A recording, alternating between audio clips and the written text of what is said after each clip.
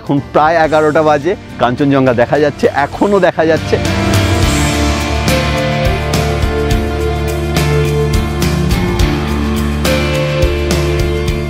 আমি এখন রয়েছি চারখোলে।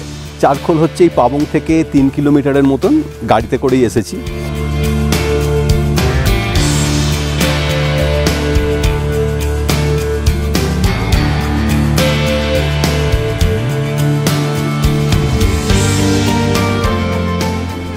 বাড়ির পাশে প্রকৃতিকে নিজের মতন করে পাওয়ার একমাত্র ঠিকানা উত্তরবঙ্গ।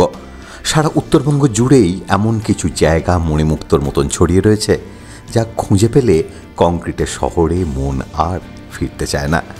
দক্ষিণবঙ্গের তাপপ্রবাহে দিন কাটানো মানুষজনের কাছে কয়েকদিনের ছুটি মানেই এক দৌড়ে পৌঁছে যাওয়া পাহাড়ের কোলে। গন্তব্যের নাম যদি হয় কালিম্পং, তাহলে তো দুবার ভাবার প্রশ্নই ওঠে না।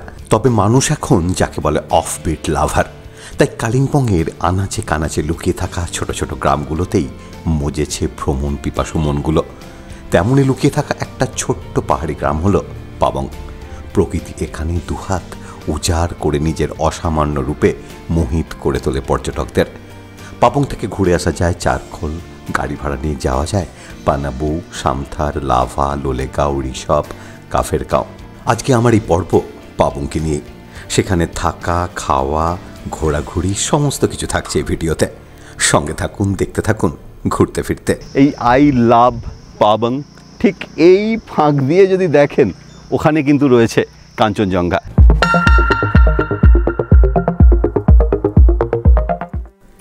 লালটু যাচ্ছে, তুমি যাবে নাকি? সুমিতার এই কথায় কোথায়, কবে, কিভাবে যাওয়া হবে এই নিয়ে আমি আর দ্বিতীয় প্রশ্নটি করিনি। আসলে আমি জানি সুমিতাদের গ্রুপের ঠিক করা জায়গাগুলো একদম ঠিকঠাকই হবে। সেই মতো 12ই নভেম্বর সন্ধ্যে 7টার মধ্যে ওলা বুক করে চলে এলাম শিয়ালদা স্টেশনে। 7:40 ধরে নিলাম উত্তরবঙ্গ এক্সপ্রেস। অবশ্য আমি আর লালটুদা উঠলাম শিয়ালদা থেকে, বাকিরা উঠল দক্ষিণেশ্বর স্টেশন থেকে।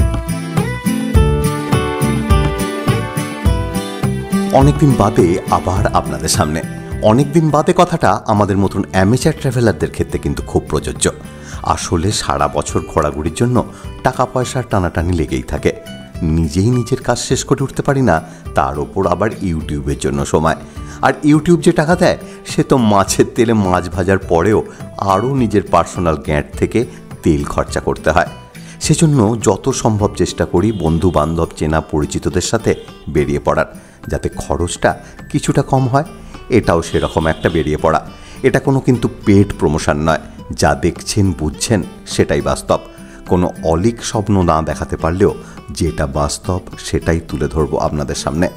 যাই হোক, দক্ষিণেশ্বর স্টেশন আসতেই আমাদের গ্রুপের বাকি মেম্বাররা হই হই করে উঠে পড়ল ট্রেনে। মুহূর্তের মধ্যেই শুনশান কামরাটা ভরে গেল প্রাণশক্তিতে। রাতের বেলা পাঁঠার মাংস, রুটি আর চন্দননগরের জল ভরা খেয়েছিলাম। সেসব আর দেখালাম না নিজের পেটের স্বার্থে। রাতে ঘুমও হয়েছিল চমৎকার। ভোরের প্রকৃতিটা একটু ঘোলাটে থাকলেও খারাপ লাগছিল না। আসলে আলুয়াবাড়ি স্টেশন আসলেই মনটা কেমন যেন পাহাড় পাহাড় করে ওঠে। ট্রেনের এদিক ওদিক থেকে উঁকি ঝুঁকি মারতে থাকে লোকজন। কখন আসবে নিউ জলপাইগুড়ি স্টেশন? আলুয়াবাড়ি থেকে ট্রেন ছাড়ার মোটামুটি 1 ঘন্টা 15 মিনিটের মধ্যেই চলে এলো এনজেপি। গাড়ি আমাদের আগে থেকেই ঠিক করা ছিল। লাগেজ গাড়িতে ওঠার পরেই যাত্রা হবে শুরু। তবে এক্ষেত্রে একটা কথা বলে রাখি, আপনি এনজেপি স্টেশনের যাত্রীসাথী কাউন্টারে এসে সেখানে কিন্তু গাড়ি ঠিক করতে পারেন। এক্ষেত্রে রিজনেবল রেট পাবেন। আর আগে থেকে গাড়ি ঠিক করা থাকলে আপনাকে এই কাউন্টারে এসেই গাড়ির নাম্বার আর আপনার ফোন নাম্বার রেজিস্টার করাতে হবে। দেখতে দেখতে চলে এলাম সেবক। সঙ্গে ডিম সেদ্ধ আর মিষ্টি তো ছিলই, সাথে যোগ হলো রেস্টুরেন্টের গরম গরম রুটি, আলুর তরকারি আর ঘুগনি। তারপরেই চা। সবাইকার পেট একদম টইটুম্বর। তাহলে আবার যাত্রা করা যাক, কি বলেন? চলে এলো করোনেশন ব্রিজ। অনেকে একে সেবক ব্রিজ বা বাঘ পুলো বলে। যখন কোনো রাজা বা রানীর রাজ্যাভিষেক হয়, তখন তার স্মৃতিতে যদি কোনো সৌধ নির্মাণ করা হয়, সেটাকেই বলা হয় করোনেশন। রাজা ষষ্ঠ জর্জ এবং রানী এলিজাবেথের রাজ্যাভিষেক স্মরণে সেতুটি উদ্বোধন করা হয় 1941 সালে। করোনেশন ব্রিজের একদিকে দার্জিলিং, অন্যদিকে কালিম্পং ডিস্ট্রিক্ট। তবে আমরা এই করোনেশন ব্রিজ পেরিয়ে কিন্তু কালিম্পংয়ের দিকে গেলাম না, তবে ফেরার সময় এদিক দিয়েই ফিরেছি। দেখুন দেখুন তিস্তাকে ভালো করে দেখুন, কি শান্ত স্নিগ্ধ, যেন কোনো ধ্বংসের গন্ধই নেই ওর গায়ে। অথচ এই তো কিছুদিন আগেই তার ধ্বংসলীলা দেখে আপামোর বাংলা কেঁপে উঠেছিল। অবশ্য তিস্তার এই অবস্থার জন্য মানুষই দায়ী। তার সর্বগ্রাসী উন্নয়নের নেশা আজকে তিস্তাকে এই জায়গায় এনে ফেলেছে। আমরা মূলত তিস্তা লোয়ার ড্যামের পাশে সরু রাস্তাটা ধরে উঠতে লাগলাম। রাস্তাটার কিন্তু বেশ ঢাল আছে। মিনিট 15-র মধ্যেই বেশ খানিকটা ওপর দিকে উঠে চলে এলাম। আমাদের চারিদিকে ঘিরে রয়েছে হালকা একটা ঠান্ডা আমেজ আর চড়া রোদ। তিস্তা সমেত করোনেশন ব্রিজ, রেল ব্রিজ আস্তে আস্তে ছোট হতে লাগলো।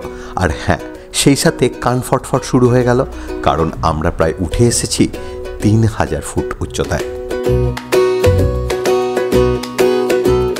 এই রাস্তাটা বড্ডই সরু আর এবড়ো খেবড়ো।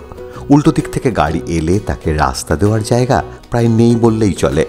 অবশ্য এই রাস্তায় বিশেষ গাড়ি ঘোড়াও দেখতে পেলাম না। চারিদিকে গাছপালা বলতে বিশেষভাবে নজর কাড়ে বাঁশ, হরিতকি, বয়রা, বুনো লতা ইত্যাদি। আর গাড়ির জানলা খুলে দিলে বুনো ফুলের আঘ্রাণ, বিশেষত যেখানটা একটু ছাওয়া আছে। ইচ্ছে হচ্ছিল গাড়ি থেকে নেমে পড়ি, কিন্তু নূরের কড়া ইনস্ট্রাকশন, দাদা এখন আমরা ঢালে ওপর দিকে উঠছি, গাড়ি এখানে কোনোভাবেই থামানো যাবে না, উল্টো দিক থেকে গাড়ি এলেই বিপদ। চলে এলাম পানবু। এক প্রকার জোর করে আমাদের গাড়ির ড্রাইভার নূরকে বললাম, থামাও গাড়িটা, কারণ তখন সবার মধ্যে একটা আলাদা উত্তেজনা। গাড়ি থেকেই দেখা যাচ্ছে কাঞ্চনজঙ্ঘা। সেটাই যতখানি সম্ভব আপনাদের সামনে নিয়ে এলাম। আমরা এখন রয়েছি প্রপার পানবু বলতে পারবো না, রয়েছি কালিম্পং যাবার পথে, পানবুর কিছুটা আগে। এই রাস্তাটা কি করে এসেছি সেটা হচ্ছে তিস্তা যে লোয়ার ড্যাম আছে তার পাশ দিয়ে কিন্তু একটা রাস্তা উঠে গেছে। রাস্তাটা একটু এবড়ো খেবড়ো, চড়চড় করে মোটামুটি আধ ঘন্টার মধ্যে আমাদের প্রায় 2500 থেকে 3000 ফুট ওপরে তুলে দিল এই জায়গাটায়। আর এই জায়গাটা থেকে পরিষ্কার দেখা যাচ্ছে কাঞ্চনজঙ্ঘা। এখন কিছুটা মেঘ হয়ে গেছে, এখন বাজে প্রায় 11:15। তাহলে সকালবেলা আজকে কত সুন্দর দেখা গেছে কাঞ্চনজঙ্ঘা। দেখা যাক কালকে আপনাদের দেখাতে পারি কিনা, সেটা সৌভাগ্যের ব্যাপার। আর এখান থেকে ডান দিকে একদম সুন্দর তিস্তা রিভারটা দেখা যাচ্ছে, সরু হয়ে রয়েছে। আর করোনেশন ব্রিজটা গাছের মধ্যে ঢাকা পড়ে গেছে। আর দূরে যে মহানন্দা স্যাংচুয়ারির সামনে যে রেল যে সেতুটা রয়েছে, সেই সেতুটা যেখান দিয়ে কাঞ্চনকন্যা যায়, সেই সেতুটাও কিন্তু ওইখানে দেখা যাচ্ছে। আমাদের ড্রাইভার নূর বলল, দাদা পানবুর এই জায়গাটাতে আপনারা হঠাৎ কেন নামলেন? ভিউ পয়েন্ট এখনও মিনিট 10 দূরে। সেখান থেকে কাঞ্চনজঙ্ঘা আর তিস্তাকে আরও ভালোভাবে বোঝা যায়। নূরকে দোষ দেওয়া যায় না। আসলে সারা বছর ভুলভাল লোকের সঙ্গ, কাজের চাপ, ধান্দাবাজির মতন কদর্য জিনিসগুলো আমাদের ঘিরে থাকে। তার মধ্যে থেকে একটু সময় বার করে পছন্দের মানুষগুলোর সাথে হঠাৎ যদি একটু কাঞ্চনের দেখা পাওয়া যায়, তার নিজেদের স্নায়ুতন্ত্রকে যে একটু নাড়া দেবেই তা বলাই বাহুল্য। আমি এখন রয়েছি পানবুতে। পানবুর এই দিকটা থেকে কিন্তু পুরো পরিষ্কার কাঞ্চনজঙ্ঘা। এখন প্রায় 11টা বাজে, কাঞ্চনজঙ্ঘা দেখা যাচ্ছে, এখনও দেখা যাচ্ছে, তবে চারদিকটা একটুখানি হেজি হয়ে রয়েছে। আর একটা ইন্টারেস্টিং ব্যাপার সেটা হচ্ছে এই জায়গাটা থেকে তিস্তা কীভাবে সমতলে গিয়ে পড়ছে। এই তিস্তা অববাহিকার অনেকখানি অংশ, পাহাড় আর সমতলের মিলটা কিন্তু এখান থেকে পরিষ্কার দেখা যাচ্ছে। করোনেশন ব্রিজ, রেল ব্রিজ, দারুণ। আর একটা ঠান্ডা এনভায়রনমেন্ট। পাহাড়ে যে এসছি এতক্ষণ পর্যন্ত বোঝা যাচ্ছিল না, এইবার বোঝা যাচ্ছে।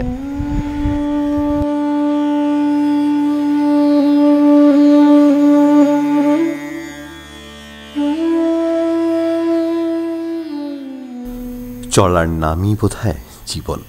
এক জায়গায় বেশিক্ষণ থেমে থাকা যাবে না। পানবু থেকে ছেড়ে দিল আমাদের গাড়ি।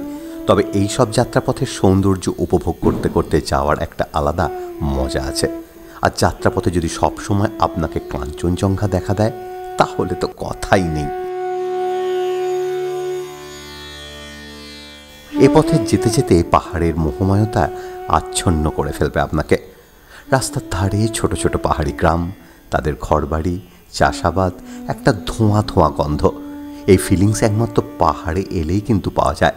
আর এসবের মধ্যে যদি থাকে একটা হোটেল কিংবা হোমস্টে যেখান থেকে সরাসরি দেখা যাবে কাঞ্চনজঙ্ঘা, তাহলে কেমন হয়? এই পানবুতেই রয়েছে সেরকম একটা জায়গা। যাত্রাপথে চলে এলাম সেখানে।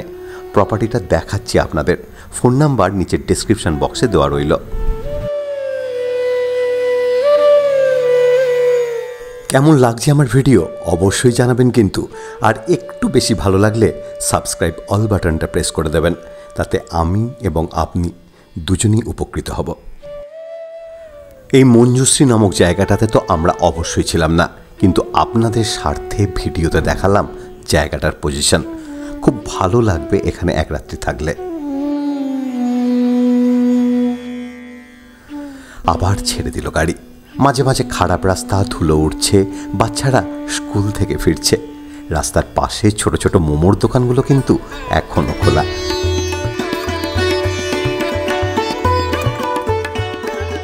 পাহাড়ি গ্রামের বাড়িগুলো খুব কালারফুল হয়। রাস্তা দিয়ে গাড়ি চলতে চলতে এর দালান, তার উঠোন ইত্যাদি ক্রস করে আবার রাস্তা। কাঞ্চনজঙ্ঘা তো আমাদের সঙ্গেই রয়েছে।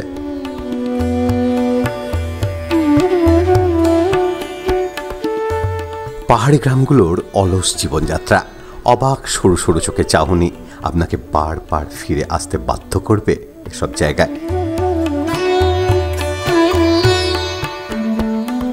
রাস্তার ধারে অবহেলায় ফুটে ওঠা ফুলগুলো যেন আমাদের বলছে, ওরে তোরা যতই আমাদের যত্ন করিস, আমরা কিন্তু এখানেই স্বাচ্ছন্দ্য। এখানে এলে সব কিছুর প্রেমে পড়ে যাবেন আপনি।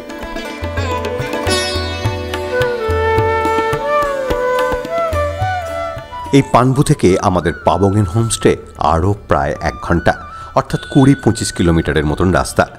রাস্তা একটু ভালো পেলেই গাড়ি কিন্তু বেশ জোরেই টানছিল।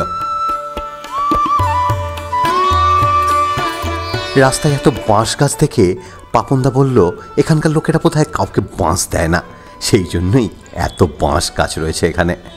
কিন্তু একটা জায়গার পর দেখলাম বাঁশ গাছের সংখ্যা কমতে শুরু করেছে। বেশ বুঝতে পারছিলাম আমরা আরও ওপর দিকে উঠে এসেছি। রাস্তায় মাঝে মাঝে দেওদার গাছেরও দেখা মিলছিল।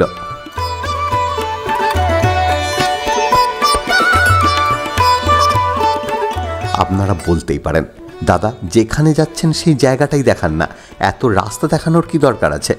যুক্তিসম্মত প্রশ্ন, কিন্তু আমার কাছে তো গুপি বাঘার বর নেই যে হাততালি মেরে সেখানে পৌঁছে যাব। আর পাহাড় বলতে এর প্রকৃতি, রাস্তাঘাট, বাড়িঘর, লোকজন সব কিছুকেই বোঝায়। আর আমি তো এখানে পাহাড় উপভোগ করতে এসেছি, তাহলে সেটা আপনাদের সাথে শেয়ার করে নিতে বাধা কোথায়?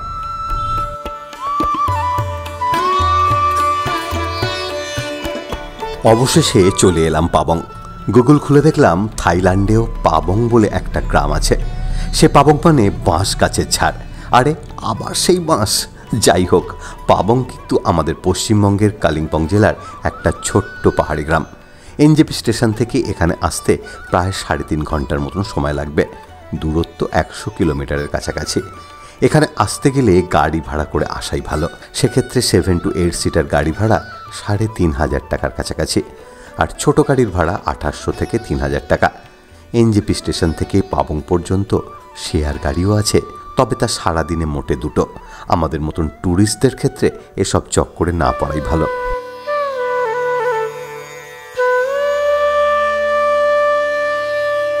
চলে এলাম পাবং হোমস্টেতে। গাড়ি থেকে লাগেজ নামানোর পর চেক ইন। হোমস্টের পজিশনটা এক কথায় দারুণ। দাঁড়ান রুমটা দেখাই আপনাদের। এদের সব মিলিয়ে 5টা রুম রয়েছে। তার মধ্যে একটা ডুপ্লেক্স, বাকি 4টে রুমে 4 জন করে, অর্থাৎ 16 জনের অ্যাকোমোডেশন রয়েছে। আর 5 নম্বরটাতে রয়েছে 5 জনের অ্যাকোমোডেশন। আমরা সেই ডুপ্লেক্স রুমটাতেই রইলাম। সুন্দর পরিষ্কার পরিচ্ছন্ন ছিমছাম রুম। এর সোজাসুজি রয়েছে ডাবল বেড, আর একদিকে রয়েছে একটা সিঙ্গেল বেড। সোজা এগিয়ে গিয়ে টয়লেটটা কিন্তু আপনার মন জয় করে নেবে। এবার ঘুরে রুমের এক পাশ দিয়ে একটা ছোট সিঁড়ি ওপর দিকে উঠে গেছে। উঠে এলাম সেই সিঁড়ি বেয়ে ওপরে। এখানে রয়েছে 2 জনের অ্যাকোমোডেশন, আর এই দোতলার বারান্দা থেকে সব সময় দেখা যায় কাঞ্চনজঙ্ঘাকে। আরে এখনও রয়েছে সে। সত্যি আমরা ভাগ্যবান। আমি এখন দাঁড়িয়ে রয়েছি পাবং হোমস্টে। এই আই লাভ পাবং, ঠিক এই ফাঁক দিয়ে যদি দেখেন ওখানে কিন্তু রয়েছে কাঞ্চনজঙ্ঘা। আর এই হোমস্টেটা খুব সুন্দর। এদিকটা হচ্ছে পাবং হোমস্টে, মানে এই হোমস্টেটার নামই পাবং হোমস্টে। আর এই পাশেই রয়েছে পাবং হেরিটেজ হোমস্টে। এই রুমগুলো আপনাদের দেখাচ্ছি। এখানে কোনো প্রমোশন নেই, কিছু নেই, নিউট্রালি যা বলার সেটুকু আমি বলবো। এদের সার্ভিস ইত্যাদি, কিন্তু জায়গাটা অপূর্ব।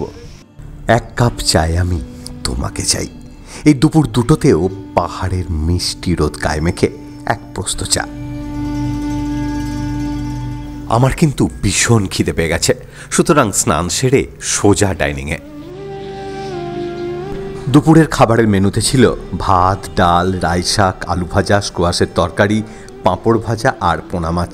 পোনা মাছের টেস্টটা ছিল দারুণ, আর বাকি খাবারগুলোর স্বাদ মোটামুটি। পাখির চোখে আমাদের হোমস্টে সমেত পাবং গ্রামটাকে একটু দেখে নিন।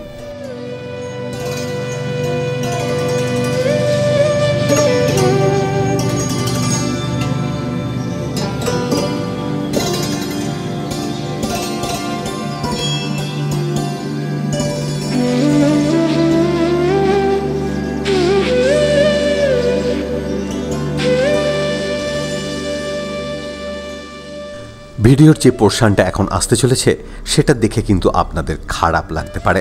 কেন, কি ব্যাপার, সেটা তো ভিডিও দেখলেই বুঝতে পারবেন। তবে আমরা খাওয়া দাওয়ার পর এখন যাচ্ছি পাবং থেকে চারখোলের দিকে। আর এই পাবং থেকে চারখোলের ডিস্টেন্স প্রায় 3.5 কিলোমিটারের মতন, পুরোটাই ওপর দিকে ওঠা। সুতরাং হেঁটে চাইলেও যেতে পারেন, তবে কষ্ট আছে।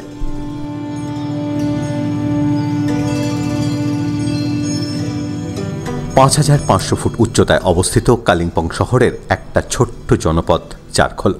মূলত প্রাকৃতিক সৌন্দর্যের জন্যই এর খ্যাতি। এই গ্রামের প্রতিটা এলাকা থেকে কাঞ্চনজঙ্ঘাকে সরাসরি আপনি দেখতে পাবেন। পাইন, সাইপ্রাস, রডোডেন্ডন, ওক দিয়ে সাজানো এই ছোট্ট গ্রাম সবাইকার মন টেনে নেবে। এই গ্রামেরই একদম ওপর দিকে রয়েছে একটা হোটেল বা থাকার জায়গা, কিন্তু পরিচর্যার অভাবে সে এখন পরিত্যক্তই বলা যেতে পারে। আমি এখন যাচ্ছি সেই পরিত্যক্ত হোটেলে। হোটেলের নাম ব্লু পাইন রিট্রিট। বুনো ঘাসে নামটা প্রায় চাপাই পড়ে গেছে। গেটেতে তালা ছিল না। আমি ছিটকিনি ধরে টানতেই লোহার গেটটা খুলে গেল।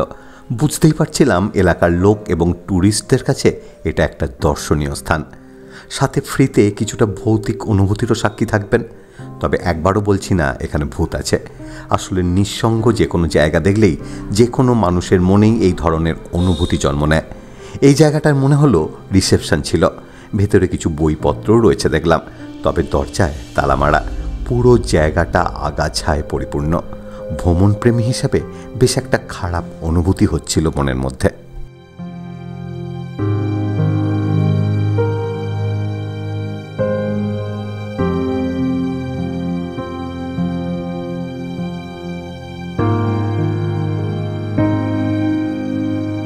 ইতিহাস বড়ই কিন্তু নির্মম।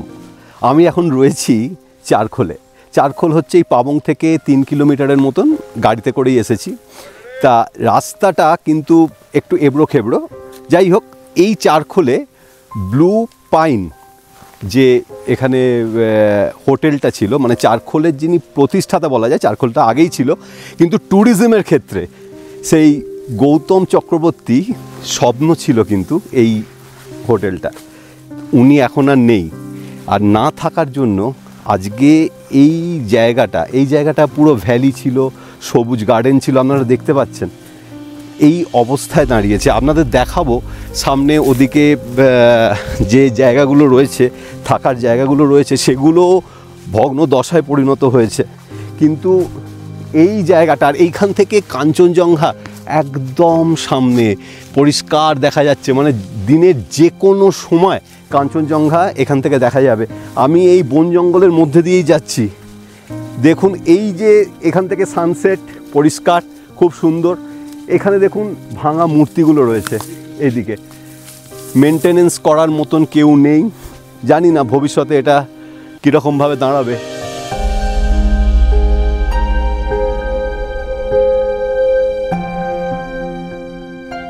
আমাদের মধ্যে কেউ কেউ এই ঘরগুলোর ভেতরে কি আছে কাঁচের ভেতর উঁকি ঝুঁকি মারছিল দেখার জন্য, কিন্তু এখানকার রুমেই থেকে গেছে আমাদের মধ্যে একজন, আর সে এখন রয়েছে আমাদেরই সাথে।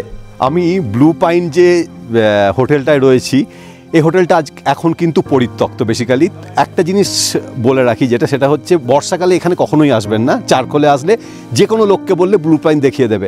শীতকালে আসলে একটা বেশ হন্টেড ফিল পাবেন। আমি অবশ্যই বলছি না এখানে কোনো ভূত থাকে, কিন্তু আজ থেকে আমার এই জায়গায় থেকে গেছে এরকম একজন আছে, সুমিতদা। এখানে তুমি কতদিন আগে ছিলে? আমি প্রায় 12-13 বছর আগে।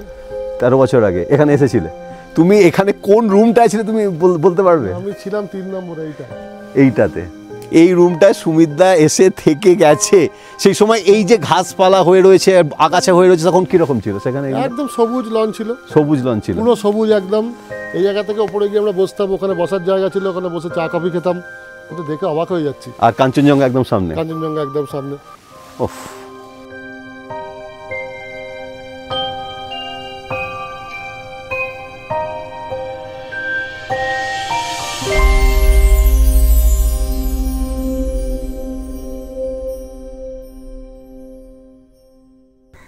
মন খারাপকে সঙ্গী করে হোমস্টেতে ফিরে এলাম। ফিরে এসেই মনটা চনমনে হয়ে গেল, দেখি চিকেন বারবিকিউয়ের আয়োজন প্রায় সম্পন্ন। আগুন লেগে গেছে, এবার চিকেনগুলো দেওয়ার অপেক্ষা। রাত যত বাড়ছিল ঠান্ডাও বাড়ছিল পাল্লা দিয়ে। ঠান্ডায় বারবিকিউয়ের সামনে বসে থাকার মজাই আলাদা। রাতে খাওয়া দাওয়া সেরে ঘুম, আর ভোর ভোর উঠে কাঞ্চনজঙ্ঘার একটা টাইম ল্যাপস পাবং, এটুকুই। কালকে কিন্তু যাবো আর একটা নতুন জায়গায়। ততক্ষণ পর্যন্ত সবাই সুস্থ থাকবেন, ভালো থাকবেন, আর আমার সঙ্গে তো অবশ্যই থাকবেন। ধন্যবাদ।